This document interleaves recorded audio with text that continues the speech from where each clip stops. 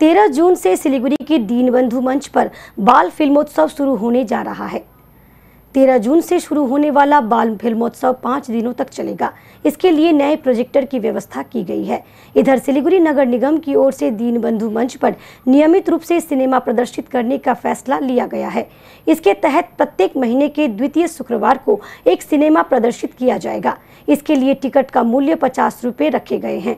दीनबंधु मंच के रामकिंकर हॉल में आयोजित एक पत्रकार सम्मेलन के दौरान मेयर गौतम देव ने यह जानकारी दी। उन्होंने कहा कि बाल फिल्मोत्सव के बाद विभिन्न तरह की फिल्मों को यहां पर प्रदर्शित किया जाएगा।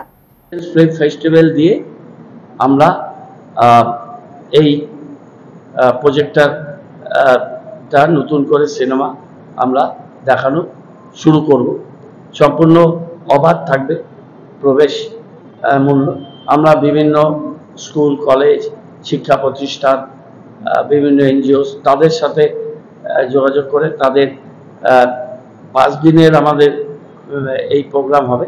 5 দিনে 10টা আমরা সিনেমা বাংলা মূলত হিন্দি ইংরেজিও আমরা সিনেমা এখানে দেখানোর চেষ্টা করব।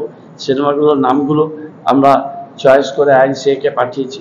আমাদের ডিপার্টমেন্ট চেষ্টা করছে। আমিও একটা চিঠি দিয়ে অনুরোধ করব ফিল্মগুলো যতটা আমাদের গভর্নমেন্টের কাছে আইনসিএর কাছে আছে। কিছুদিন আগে একটা শিশু চলচ্চিত্র উৎসব নন্দনে হয়েছিল, সেই সিনেমাগুলো যদি পাওয়া যায় আর 2-4টা সিনেমা আমরা ডিস্ট্রিবিউটারদের থেকে আমরা হায়ার করে এটা চালাবো।